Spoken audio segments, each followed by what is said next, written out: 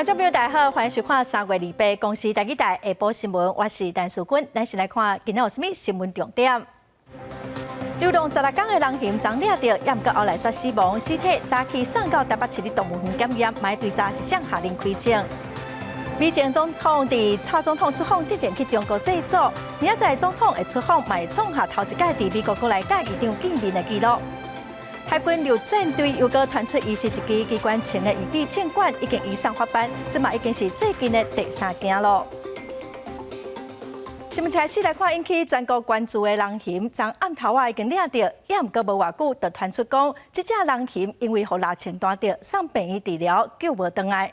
早起9点，桃园市政府的动保处嘛，甲人熊的遗体送台北市立动物园检验。因为人熊死亡，相关的人员昨暗嘛去派出所说明，开枪姓林的男人讲，伊是受到新德县农业处的委托，也毋过新德县政府是否认讲有下令开枪。经过装箱了，现场所花行一个礼，狒狒尸体离8早起9点自桃园市动保处出发，由专车护送到台北市立动物园，照电光、抽血做 DNA 检查。过来就送去淡水农委会监督卫生试验所解剖调查死亡原因。目击的民众想到狒狒被抓进前的情形，心内感觉真艰苦，无想到讲这只狒狒最后会被抬死。马路上啊，开枪一开了的时候，他就跑进来了，那边都墙那边就跑进那边去了。这样蹲着，一团黑黑的蹲着。听到我的声音出来他就跳上去了。多遭几落天的狒狒伫咧围捕过程中，和姓林的男人射击，送到绿湖村治疗，不幸死亡。桃园市政府第一时间报警处理。姓林的男人讲，伊是受新德县农业处的委托。对此，新德县政府澄清讲，这是问题可能使用麻醉性的协助方法，并无指派或者是授权伊去抓这只狒狒。对于狒狒为什么会中枪，猎人为什么会拿着这个真枪实弹的枪到我们的管辖区，我们请警方及检调加强侦办。我们对此也表达非常的遗憾与愤怒。新竹县政府在这里重申我们并没有委托林姓猎人来做这一件事情况且案发地不属于新竹县的管辖。停伫外口的车顶有搭执行公务。姓林的男人普通时接受林务局的委托，伫咧外口工作。这边到底是经过谁人的授权，也是无经过授权就开枪射击？警方已经完成现场相关人员的侦讯，依法移送桃园地检署侦办，甚至违反野生动物保育法的代志。记者综合报道。这只人熊的尸体早起嘛送到台北市立动物园，会先鉴定品种，再来送去淡水的家畜卫生试验所来进行解剖，了解死因。今仔早起桃园市农业局的官员嘛表示讲，昨抓人熊的现场确实是乱糟糟，需要检讨。驻伫台北市立动物园偏门的媒体，伫个早起11点总算等到桃园市农业局将互人断死的人熊遗体送来到位。车辆进入动物园，先经过消毒。对车来到位的林务局官员表示，将要进行电光甲扫描翕相，刷落来，阁会取样做检查。曾经有传说出说它是那个豚尾狒狒嘛，那所以我们做这个物种鉴定，确认它是哪一种狒狒。针对违在现场伤乱，有啥物人参加？参与者的身份拢无掌握，敢是有疏忽？林务局表示，现场是由地方政府来组织，目前还阁无清楚责任是归互啥人。不过，这回来到动物园的桃园市农业局官员，伊讲抓到动物，煞无先检查状况，就急要翕相，还阁有无确认即马有啥物人来参加，拢是疏忽，爱好好检讨。那我们也不了解他为什么来参与呢？事实上，在我们的所有的标准作业标准里面，我们是没有用到猎枪这个，猎枪始终不是在我们的一个考量范围之内，这个是超出我们原来的议题，所以我们也感到非常的震惊跟遗憾。人熊的遗体伫台北市立动物园完成检验了后，就会送去淡水的农委会家畜卫生试验所进行解剖来找死因。现场开枪的男人敢是有违反野生动物保育法？林务局表示，也阁要等警方来调查。另外，桃园市农业局官员伫动物园嘛再次鞠躬，为人熊的死亡甲工作的疏忽来回实的。记者综合报道。前总统马英九去中国祭祖交流，今仔头一个公开行程是去南京的中山陵行礼，伊伫现场写和平奋斗，振兴中华8字。针对昨中国派出国台办的副主任陈元峰接机，外界认为讲中国安排 A 化接机的战机，也毋过马英九是表示讲，伫接台方面伊非常的满意。向国父孙中山先生敬献花环。以中国国民党前主席马英九名义向国父孙中山献花致敬。前总统马英九访问中国制作交流，第一个公开行程就是到南京中山陵拜谒，佮向国父孙中山灵柩三鞠躬。随后，马英九到中山陵来播放景现场写无笔字，写着和平奋斗，振兴中华，就是咧毋望两岸共同打拼，追求和平，避免战争。把中山先生当年的遗言也涵盖在内，盛盼两岸共同努力，追求和平，避免战争，致力振兴中华，这是两岸中国人不可回避的责任。两岸一定要追求和平，否则的话，双方都没有前途。不过，马英九27坐飞机去浦东机场，接机的人是国台办副主任陈元峰，甲原先外界预期的以写进关守规格，由中共中央政治局常委丁世祥接机，战机有落差，向外界解读是 A 化。不过，马英九强调非常满意接台，非常满意，超乎预期。大陆的朋友非常热情，大陆的民众呢也对我们非常欢迎，这是一个好现象。我们回去之后会把他们的好意转达给台湾的人民。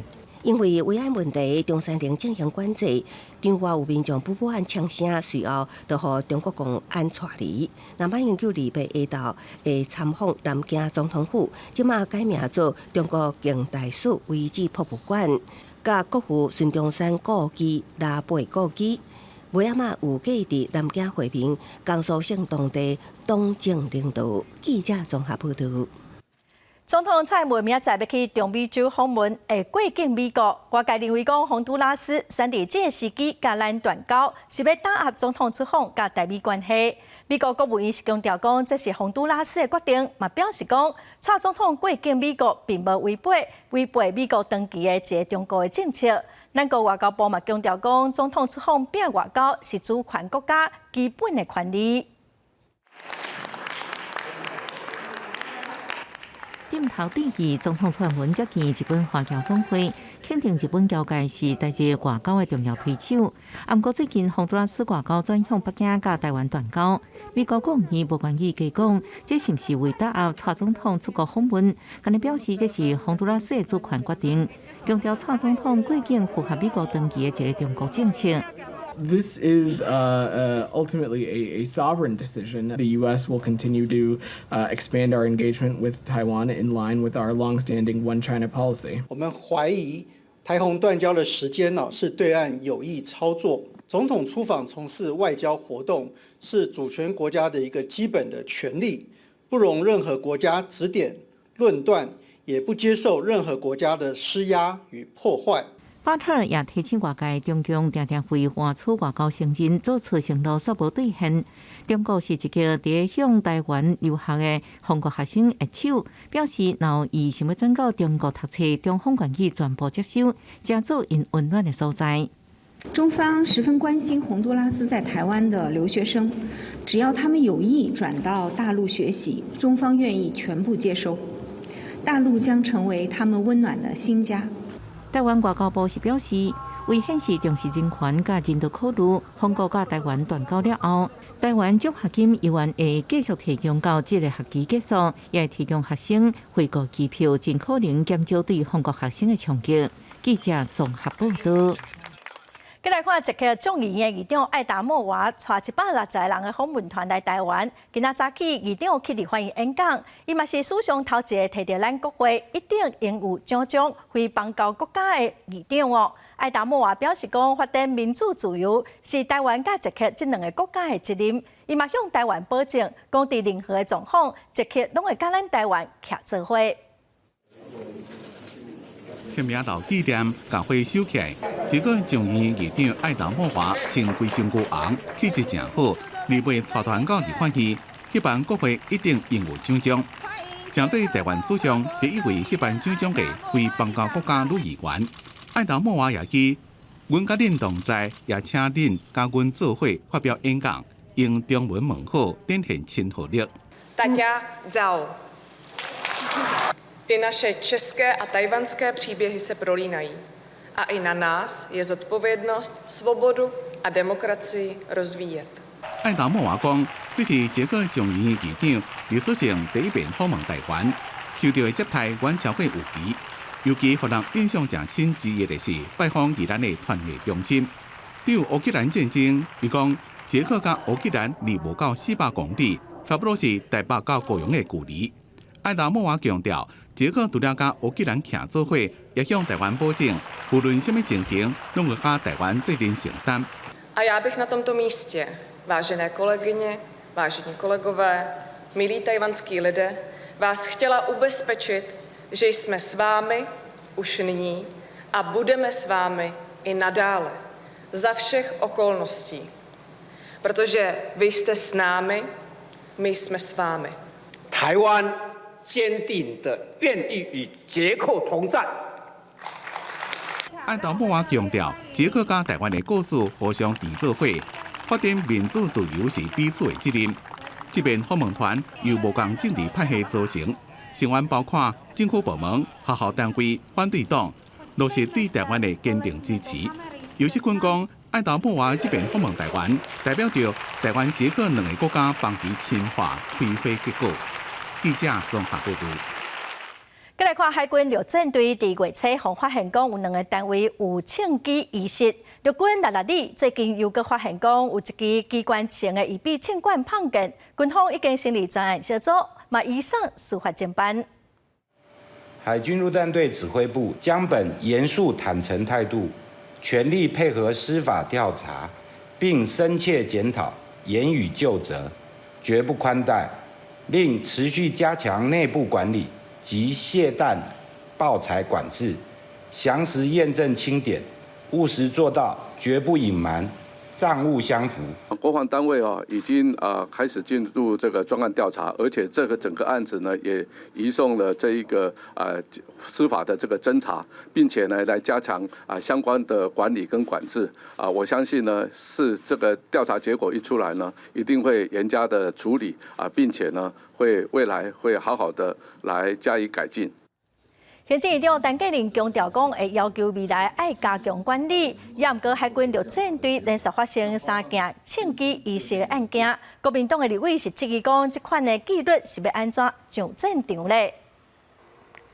再来看基隆捷运的经费，中央搁地方的负担搁会超。基隆市长谢国良今仔嘛去交通部铁道局参加基隆捷运计划工作汇报。市长表示讲，希望甲台铁合作，做伙来开发台铁7堵车头附近的土地，会当用来做捷运的经费。也毋过希望中央有愈较好的财务规划，互地方还款的有较长的宽限期哦。交通部嘛表示讲，会当搁讨论。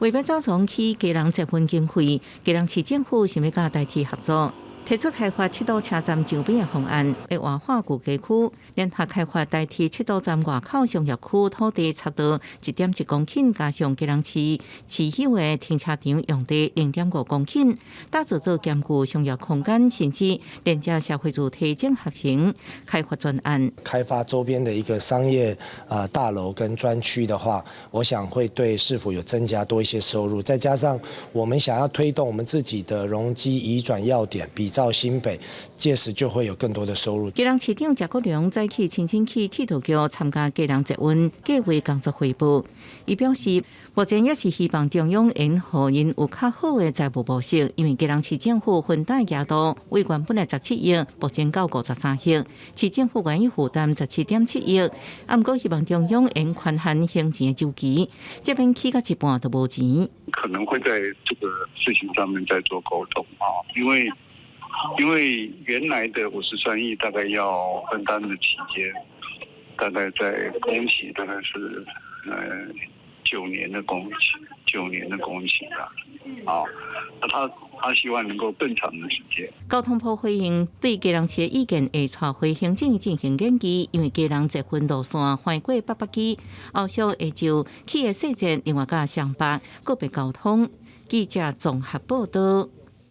今仔开始，民众得当去网络查看讲6000块现金敢有登记成功。行政院长陈建仁今仔早起嘛专工去客户服务中心来了解哦。院长是表示讲，会拼讲4月初6就互民众领到钱。在工作人员的引导之下，行政院长陈建仁视察普发6000块现金的客服中心。外界上关心的，就是现金到底什么时阵会当发落来？政府与民众沟通的这一个第一线啊，那任何的政策每一的这个落实呢，都需要有这样的一个沟通的管道。那我希望这一个普发6000元这件事情能够在4月6号就开始发出。28日开放民众上普发6000块的官方网站查询登记结果，若出现登记完成，就代表无问题；若出现失败，就要检查身份证字号，也是口座号码等等。那民众要是有疑问，会当卡1988专线咨询。无法登记的原因，那大概占33%哈。然后代领的方式，然后直接入账的资格、身份认证，还有居留证的问题，还有邮局领现的这些问题，那前5大的问题，大概占我们所有询问的大概就近90%。目前登记的人数大概在600万人左右。财政部表示，客服专线为3月20上线到达，累积65000多人次咨询。因为这摆普发现金的对象、骗证情纾困贷款等等的对象加真多，针对侪人问的问题，也是诈骗咨询等等，会另外发布新闻稿说明。记者郭文定随台北报道。全国商业总会去中国进行5天的经贸交流，商总的理事长柯树波表示讲，主要的目标是要来推动中科两化的观光。另外，针对两化贸易产地标示的部分，买经甲中国的海关总署参详好势咯。未来会当直接标示台湾，唔免一定爱写中国台湾。应该有这个。中国商业总会理事长柯树波21号去中国进行5天的经贸交流，包含拜会中国国台办的主任宋涛等官员。是讲柯树波嘛讲，在过程当中，都算海关总署机关上困难。所有的海关可不可以采取一致性的？不管是在东北的，在华南的，甚至于在广东的这些海关，是不是一致性的？后来我们达成一致的共识，哈，就写台湾2个字。那这个东西就不会卡关。自从疫情爆发以来，商总是台湾头一个出访中国的工商团体。这边的出访以登客会谈，恢复两岸的文化旅游交流为目标。双方主要伫关注5大诉求，包含中期两岸的观光文化旅游、中期进口农渔特产品、协助食品加工业排除困难。工节时间针对金融的部分，嘛希望放宽相关的限制。最后，该争取台湾优良的老店，会当比较大陆有同款的支持。是讲专家认为，这座大陆经贸交流团成果空间相当有限。如果能够恢复到过去的大概2-3成，我觉得已经是非常高的数字了。好，所以大概跟以前的容积比起来是落差非常大的。类似这种比较短期性的、比较能够承担风险的这种服务业，应该是比较容易看得到的。专家认为，台湾甲中国要恢复过去的经贸往来，以服务业的产业上简单达成成果，是讲食品业和农渔特产品上烦恼处理中国的问题，未来嘛当直接表示原产地来自台湾。是讲证明实在个原料拢毋是来自日本的福岛，就会当顺利输入中国。记者综合报道。2023年的智慧都市展在台北南港展览馆举行，今年有来自全球43个国家，超过550间的厂商参加哦。今年嘛头一届有正零都市展，算是讲台湾2050年正零碳排的决心。点开手机行动支付 QR code， 刷入去对准扫描、摄摄头，唔免现金、电子票证，只要有手机伫手内，就轻松支付大众运输的车钱。为打造智慧交通，国内有业者将多元支付应用整合技术拓展到民众各种生活场所，佮协助充电业者快速导入多元支付，独家推出针对停车场环境免办会员多元交钱、便利充电的服务。对于过去民众而言，他要带现金，我们改变成带成一张卡。现在我们甚至是你带着你的手机，食衣住行，在行的这一块，我们就可以完全满足。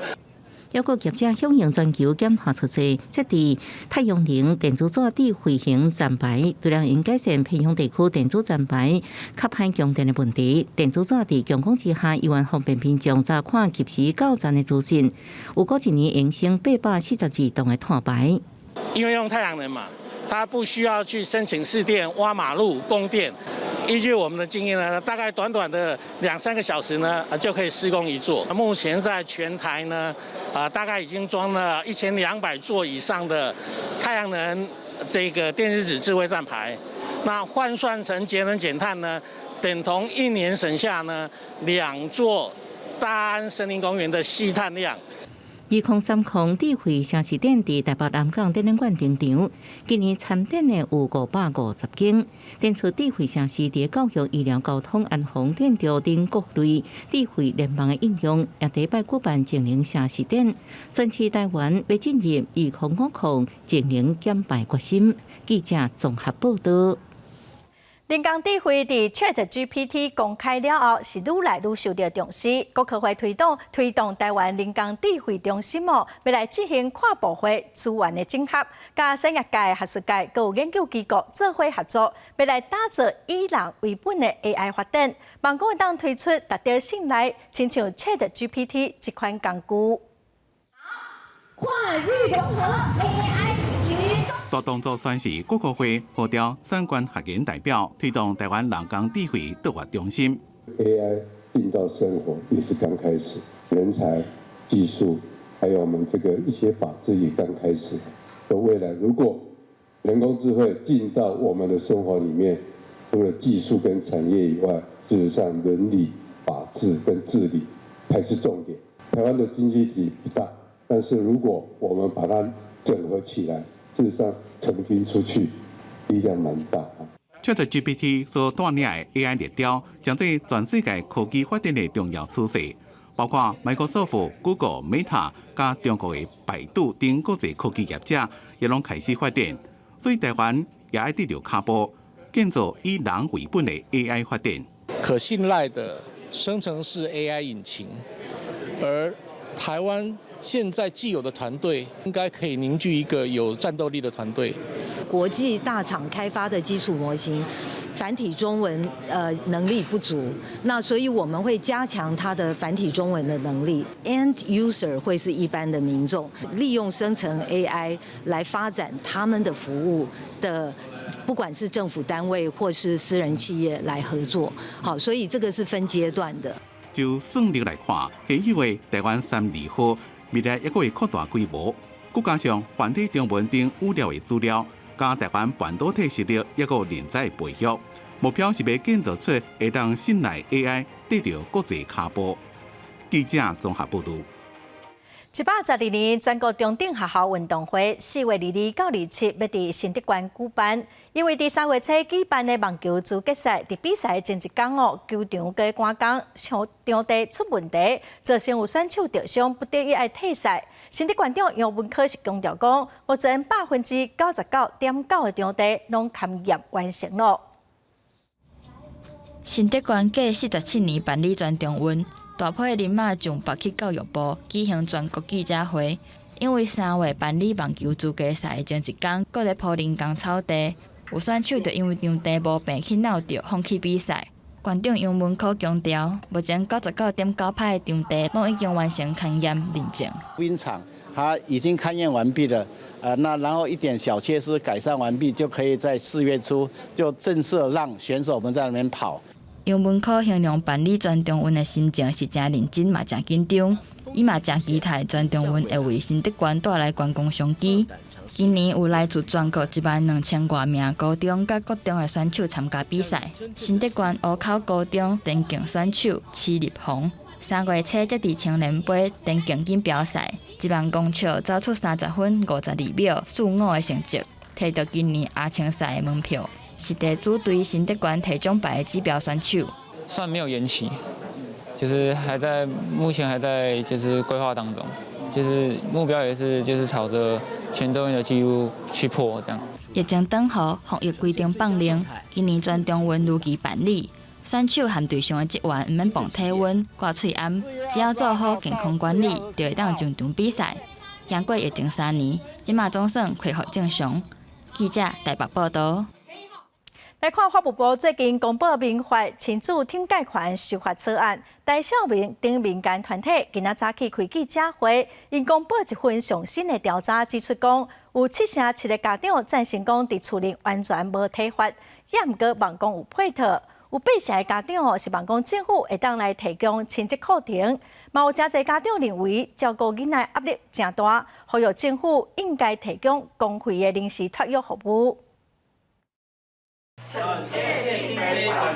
为禁止家长体罚囡仔当作是管教，法务部进前公布民法第1085条亲子顶贷款修法草案，大小平等民间团体2月早起联合开记者会表示肯定，暗过呼吁政府应该提供亲子教育的资源，让孩子呢事实上是在旁边呢，静下心来，或者是拿掉他可以享有的权利，或者他正在玩的时候，先禁止他有这个权利，而不是用身体的伤害来作为你讲的管教。父母当他没有获得一个比较好的教养方式的时候，他其实在育儿上面是茫然失措的状态，这是政府需要解决。民间团体上新的调查发现，在配套的措施之下，7%的家长赞成家内零体罚。其中希望政府提供亲子的课程，强化教育方法占上济，超过8%。第二是希望有完善的托育系统，而且育儿是24点钟，全年无休，父母的身心压力真大。也希望有公费临时托育有休困的服务。有7个县市，他们已经有推动了39个地点是可以做这个临时托育的。那我们社家属也很希望是就是全国的各县市大概都希望能够扩大的办理。民间团体强调，修法即时开始，希望透过这一摆修法，宣示固执暴力，更希望政府提供助力，强化亲子教育，增加友善亲子空间等全面支援父母。记者综合报道。会运司机相关的工会今仔去行政院抗议，工会呼吁政府应该强制规定公司提供司机基本的待遇保障。若是有车祸的事故，赔偿嘛应该要有一定的限制，来保障驾驶的权益，帮助因改善驾驶疲劳驾驶的问题。物流类相关工会积极伫行政院头前由北部调抗议，指控像某某、东兴等大型电商，也是大型工厂，将降低运费当作削弱条件。物流为着抢客户、下价竞争，上基层的司机首先受影响，薪水愈来愈低，所以呼吁司机应该有上佳安全运费。一件包裹可能我们的成本是在80块，甚至是70块，可是某某就是给你这样子的成本。那公司要赚钱的情况之下，那只有压低司机的薪水。价底薪结果，多数的物流司机以价行价刷奖金为主，造成司机加更较侪班来换薪水，连带超时禁收、疲劳驾驶等等，老年工作也无法度得到保障。工会呼吁推动产业集体协商机制，而且拄到车祸事故时，赔偿应该定有上限。开大车的司机，一个车头就是几百万，当然我们都会笑称啊，你弄一盖，你来做股东啊，撞了一次，你可能就是终身，你都要在这家公司度过了。我们也请主管机关，包括交通部、劳动部他们在各自的权责之下，能够来尽量协助各位。行政院派代表接到工会订正书，回应已经提出5点看法来保障货运司机权益，不过现场并无详细说明内容。工会强调，司机疲劳驾驶就是道路上一粒无定时的炸弹，危险程度甲酒驾同款。政府机关应该爱重视人力不足以及驾驶的困境。记者综合报道。国际新闻来看，以色列第1月宣布要司法改革，也毋过大批民众展开示威抗议，昨晚发起全国大罢工。以色列总理纳坦雅胡昨就宣布讲，要先暂停这个司法改革的计划。也毋过示威民众是认为讲纳坦雅胡是一个骗子，只是为着要先按捺民众的情绪。虽然工会嘛已经宣布讲罢工先暂停，也毋过后续发展咯，佫需要继续观察。进步竞赛下水条，被赶伫咧特拉维夫道路顶示威的民众，不过反司法改革的民众继续会着以色列国旗大声喊，甚至放火烧物件。一个国家支持世界民众互相对峙叫骂，警方是开始动手抓人，避免冲突扩大，场面正混乱。以色列几落天来大规模示威加全国大罢工，造成特拉维夫、本古里安国际机场的飞机无法度起降，商店、银行甲病院也暂停营业。再加上反对苏改国防部长格朗特、20号总理纳坦雅胡停职，造成抗争愈来愈激烈。也表示着纳坦雅胡总算伫咧27号宣布暂停司法改革法案的二读加三读的程序，一直到以色列传统的逾越节4月13结束，才可进行协商。讲无愿意看到以色列发生内战。אסור שתהיה מלחמת אחים. כשיש אפשרות למנוע מלחמת אחים בהידברות, אני כראש ממשלה לוקח פסק זמן להידברות. 纳坦雅胡要推动的司法改革计划，和反对者认为将会大幅度减弱司法部门的权力，和政府对法官的任命有更加侪控制权，并且限制最高法院废除法律的权力。虽然纳坦雅胡已经暂缓立法的程序，不过伫咧落位抗争的民众认为纳坦雅胡未信任的，将会继续抗争。I will continue protesting until these reforms are completely dropped, because this isn't a set of reforms. This is a coup by the executive. It's executive aggrandizement. He's a liar, and he's going to continue doing what he planned to do all along. It would just be later this year. Nothing essentially changed. 以色列上大工会已经宣布罢工暂停。以色列总统也认为暂停立法是正确的决定。反对党也表示愿意协商。因为美国白宫27讲，欢喜看到纳坦雅胡暂缓推动司改，不过有分析讲，示威民众有可能伫咧4月25加26，以色列国庆日了，搁再上街头抗议。这边的政治危机是也未解除。公司新闻金万庆编译。再来看苏格兰的民族党伫昨选出37岁来自南亚穆斯林家庭的哈姆萨尤塞夫，正做是新的党主席。国会经过国会投票，伊嘛正做是首席大臣。这位英国主要政党的头一位穆斯林的领袖，伫胜选的演说是强调讲，伊要带领苏格兰走向独立的决心。经过6礼拜充满人身攻击的竞选活动了后，苏格兰民族党72000个党员一起举行党魁投票。现任党魁斯特金的朋友，当时卫生大臣身份的哈姆萨尤塞夫，第3位候选人当中胜出。伊伫胜选演讲当中强调政策延续的重要性，表示继续推动苏格兰国会通过性别认同改革法案，集中精神处理国家危機，佮重新推動獨立。I'm a proud Scot, and equally a proud European too. And Scotland is a European nation. We want to return to the European Union and play our part in building a continent that's based on human rights, on peace, prosperity, and social justice. 37岁尤塞夫是出身南亚巴基斯坦家庭的第3代移民，伫苏格兰第一大城格拉斯哥成长受教育。2012年当选议员的时阵，我用英语甲乌尔都语来宣誓。2012年进入内阁，集中过司法、交通甲卫生部门，是英国威权政府内底第一位穆斯林阁员，即嘛阁是主要政党的第一位穆斯林领袖。尤塞夫的支持者认为，伊是一名出色的沟通者，是团结党内各维持甲执政朋友、苏格兰绿党权力共享结果的上好人选。批评者是指伊伫做国员期间无啥物好成绩。工党的女议员贾切贝里形容伊是史上上歹的卫生大臣，帅气会正做史上上歹首席大臣。公司新闻王慧文编译。来看屏东看守所一个外一家的受刑人杜俊伟，昨下晡去农场工作，结果甲员工冤家相骂，甲对方拍着伤，佮抢对方的车绕跑。警方随着发布通缉，目前是正下讲伊逃去高雄，后来又搁转去屏东。警方嘛呼吁民众，若是有看到人，会马上报案。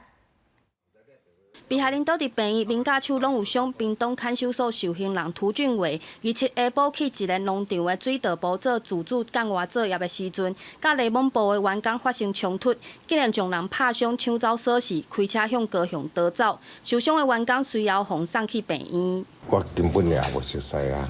我就甲问讲，啊，你太穿迄布鞋落来，啊，种水安尼啦，一个鞋仔就伊就滑头啊，滑头倒转去的时候，我在过来看水，伊当时我阿妈阮就甲我吹的。已经有掌握土星托槽人的行踪哈，那目前哈是往这个高雄的方向来逃逸了哈，那目前仍在全力追缉当中。检警发布通缉，并针对涂俊伟抢夺甲盗走罪行分案侦办。警方嘛叫等于涂俊伟屏东的厝附近的厝边，表示伊是偷物件的惯犯。进来以后没有东西，他又跑到隔壁去偷，啊，隔壁已经偷了3、4次了，隔壁偷了他也不愿意告他，习以为常了啦。根据警方甲法院的资料，72年厝的涂俊伟过去涉犯真济窃盗、甲过失伤害、诈欺、肇事多疑。法院伫108年裁定这寡罪做伙处6年2个月有期徒刑。原本伊的刑期打剩2档外，申请假释当中，而且表现真好，有符合资格，才会使去外口自主干活作业。自主境外作业的目的就是让他们自主嘛，所以也没有在做戒护啦，或者特别看管的一个情形。看守所表示，除了涂俊伟，农场阁有2个自主干活作业的受刑人，为着厘清事件，预备先暂停出工。看守所嘛强调，逃走事件无影响未来自主干活作业。记者陈环宇、柯正俊屏东报道。再来看台中的东区有一间国小，2月开始就有学生囡仔身体无爽快、发烧、会吐，学校有将近4成的学生有出现症状。学校是马上通报，卫生单位嘛去学校采样。今仔已经是第4天了，阁有200多个老师、学生破病请假。台中市卫生局是表示讲，2礼拜内会来确定原因，目前学校先暂停提供营养午餐。工作人员伫学校内底大消毒。台中东区这间国校传出疑似病毒群组感染，为2月开始，就师生身体无爽快、有吐、老、发烧等症状。虽然已经过几日天，不过也是有家长袂放心。就是回去，他就说肚子有点不舒服，然后东西是吃不怎么下，差不多10个以上。10个请假？对。他们有怎么样的现象？就是吐啊，还是怎样？都有。校方统计，2月时幼儿园请假有90人，国校包含有封城请假有310人，其中有7个老师。校方表示，第一时间已经通报校安系统，虽然厝嘛派人到学校进行相关检体采检，无正当的化验。孩子们放学后，我们就开始做全校的消毒，并且每个教室的桌椅都进行漂白水稀释消毒。如果存在的话，那就会开罚6万到2亿的罚款。确定证明有相关性的话，就会移送法办。小儿科医师表示，今年春季当为新感冒拢的大流行，最近来看医生的人数嘛加真济，其中感染诺罗病毒的人占看诊人数的2-3成，而且气温来讲，相关病例嘛加买2成。大概每5个患者里面，大概会有1到2个是肠胃型的感冒。那问起来的话，其实他们的症状都跟诺罗病毒还蛮相似的，都是先发烧啦、肌肉酸痛，接着就是会有吐，再加上拉。医师表示，病毒多数拢是透过互相分享食物、接触或者是喙烂等方式感染。最近学校人数较济，较高引发群组感染。台中市卫生局表示，上近2礼拜后会有初步检验结果，会经厘清是毋是诺罗病毒。已经要求学校灶卡暂停到3月28，核检通过了后才会当用餐。记者综合报道。云林县的蒜头产量占全国的9成以上，因为环岛讲雪来会开始落雨，农民开始收成了。因为今年欠水，阁有几啊波的寒流，到今阁还未透烧热的南风，所以农民是表示讲，今年的产量较少，蒜头嘛较轻较细粒，产量大概减少1成。启动的农民透早去产2班蒜头，不过今年受到雨水少，加上蒜头结球时间当着寒流，地区加温时间伤过长，买手南风较晚来，蒜头变怕心。虽然蒜头看起来真正常，不过产量减少，农民也讲这产量确实有减。伊的蒜头的产量1分地分者，怎啊2000斤只1800多斤尔啦。我的产量嘛低，但是这就是带动这个。南风慢来，蒜头迄当阵咧成长的时阵，无雨水。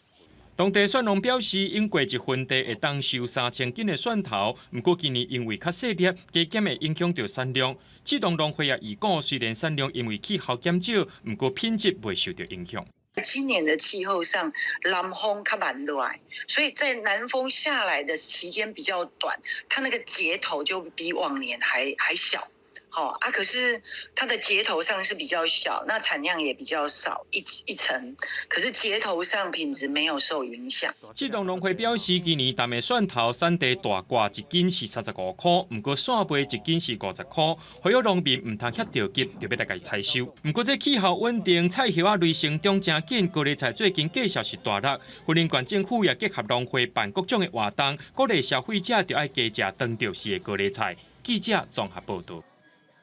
来看台九线的花东公路，台东市卑南到池上，只有2线道，放假拢定会塞车。公路局拍算要来拓宽，也毋过有民众是真不满，讲要拆掉因的厝。有22号的民众今仔早起就去公路局申请，要求应该要重新来规划。22号，住伫台九线台东县卑南乡平浪甲粗路路段的住户，礼拜早起到公路局台东工务段抗议，因为公路局拓宽工程规划30米路宽，部分徛架爱放拆掉。民众激动的讲，即马厝袂悬，厝方拆掉根本就无能力阁起新厝。你人家厝人要点对啊？即马要起一间厝，敢有才调起哦？这是在你的旁边人家做生意。当地住户讲，路宽根本无需要30米，22.7米就有4线道，唔免拆民众的厝。台东工务段表示，目前准备规划拓宽的路段，长度有4.1公里，当日进行说明会，第一摆说明会这个月才召开完，民众表达不满，这个计划会先讲完。乡亲认为怎样的宽度才是适合的？适合他们目前道路使用的一个需求。这个部分我们会纳入到我们整体开发的一个规划设计上来做一并的考量。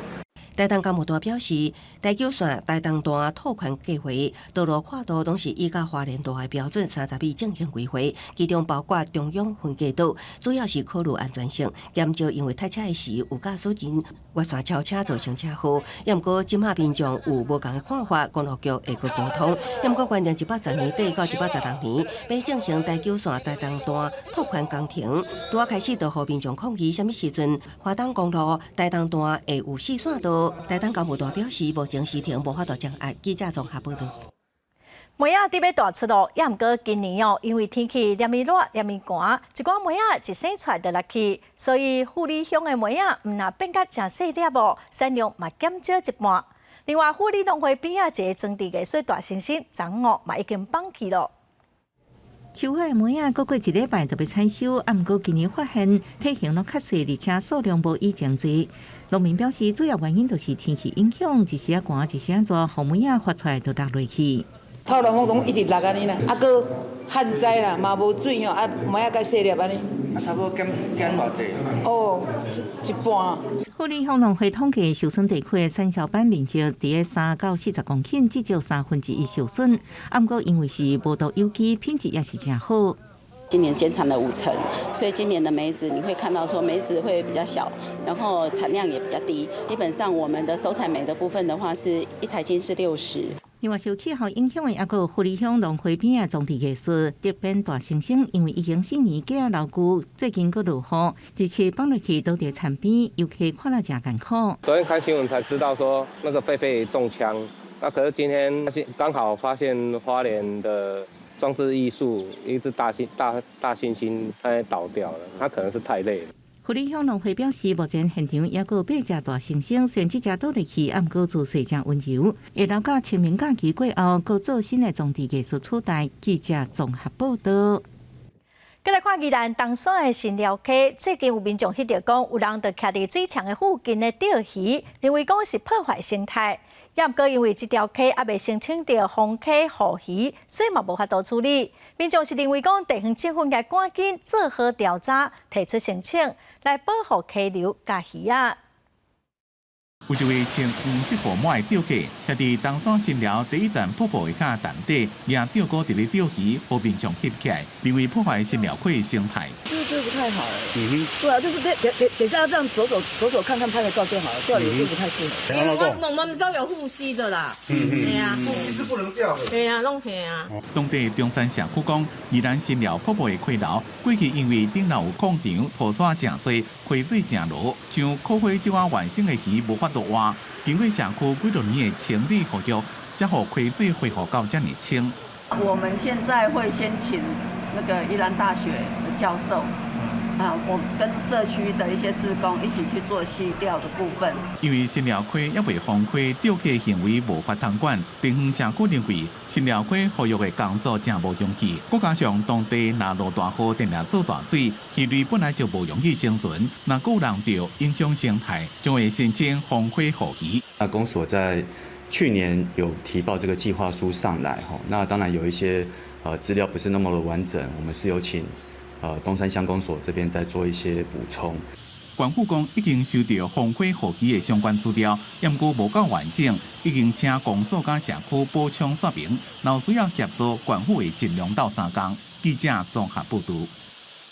保持总队的警察最近伫新店山区发现，讲有一个农民饲2只二级保育类的野生动物红卡蓝腹鹇。农民就讲伊是伫咧割草的时阵发现一个鸟仔兽，伊就甲鸟仔卵炸断去，伊嘛毋知影讲是保育类的动物。也毋过警方嘛是依照违反野生动物保护法，甲移送法办。警方嘛呼吁民众捡到野生动物，也是讲是卵，都应该送主管机关去处理，才袂违法。货柜厝改建的笼仔内，关着真多的禽鸟。保持总队日前伫咧新店关西山区巡查的时阵，去笼仔内的鸟仔声吸引，意外发现内底竟然关着2只二级保育类野生动物蓝腹鹇。这蓝腹鹇？母的蓝腹鹇呐，2只啊。母的蓝腹鹇外观有黄乌色的羽毛，警方翕相经过屏东科技大学鉴定，确认是台湾特有种蓝腹鹇。25号马上会同新德县农业处展开搜索，救出2只蓝腹鹇。警方调查农舍是单身老农所有，伊自称伫咧山顶除草的时阵无顺利拍到蓝腹鹇的手，马上将手内的鸟仔卵炸弹去捕卵，并唔知影是保育类的动物，专案以违反野生动物保育法，移送新德地检署侦办。经查陈姓老农除草时不慎打到蓝腹鹇鸟巢，随即将鸟巢内鸟蛋带回孵化，并以家中其他禽鸟饲养。在铁笼中，台湾蓝腹鹇遭限制活动，无法在原栖地以族群自然生存繁衍。前案依违反野生动物保育法，移送新竹地检署侦办。目前蓝腹鹇当伫咧由新德县农业处收容检伤评估，日后才依法进行野放。警方呼吁民众捡到来路不明的野生动物或者是卵，应该报请主管机关来处理。若是有骚扰、虐待、虐捕、抬视或者是其他的利用，会使以野保法处1年以下有期徒刑、拘役或者是科或者是并科6万以上30万以下的罚金。记者新德报道。大卡车常常造成死亡的事故，台南监理站就利用气球来模拟大卡车伫咧驶弯的时阵，因为角度问题看袂清楚，因为来轮差造成事故，咱嘛做伙来了解。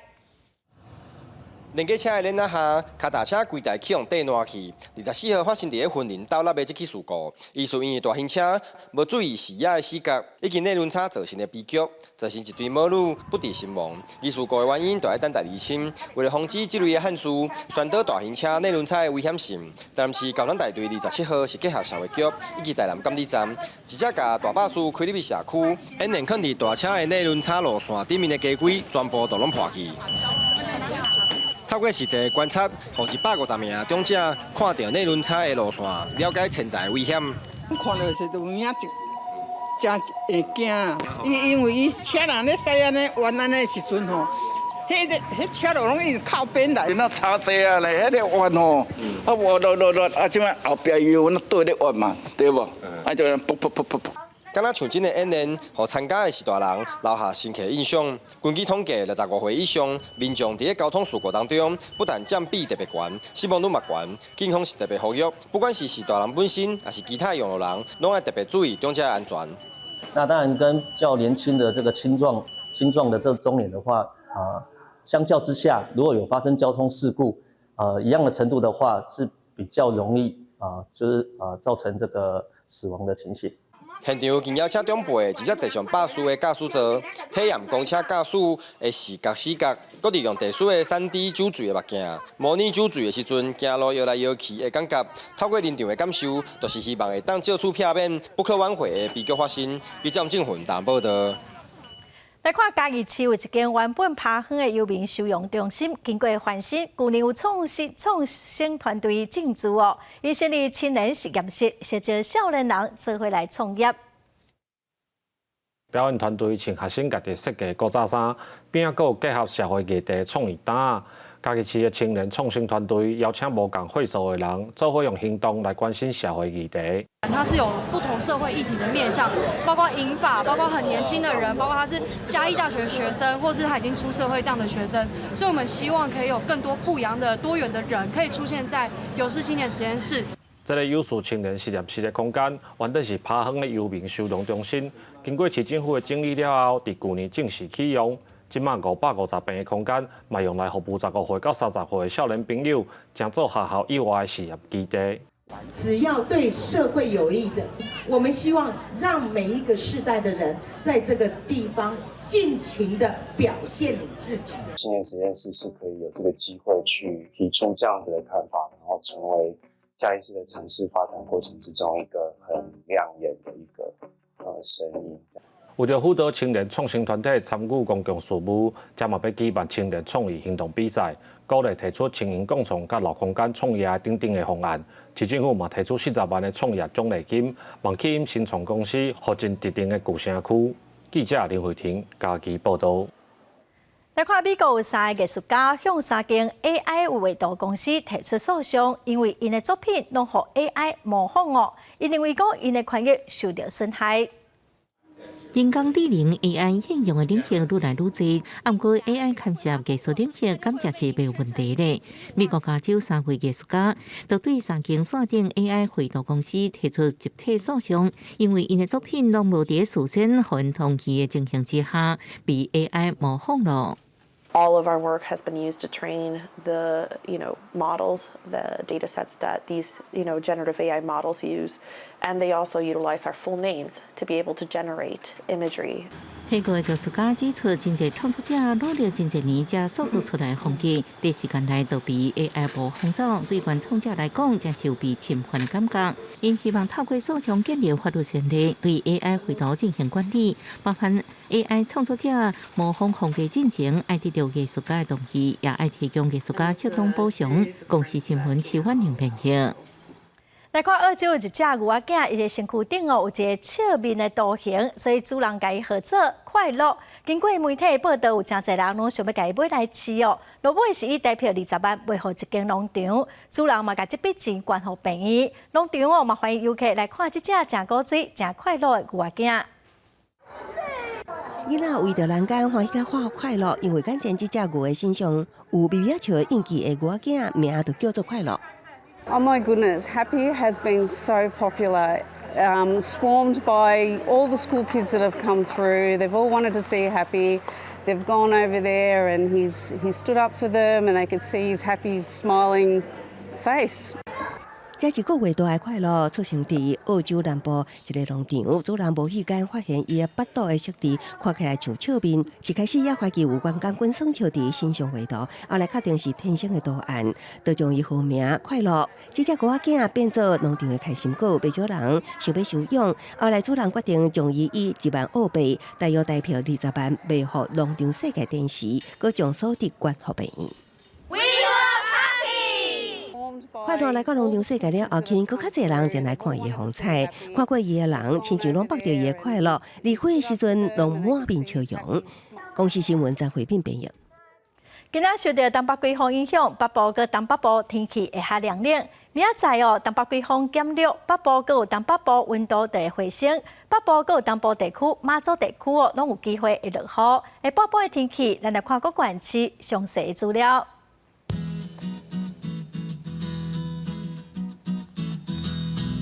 北部地区上低17度，上悬22度。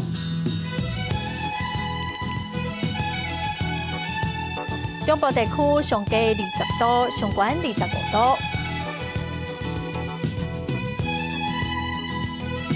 东部地区上低22度，上悬29度。东部地区上低19度，上悬26度。外岛地区上低12度，上悬22度。再来看未来3天的天气。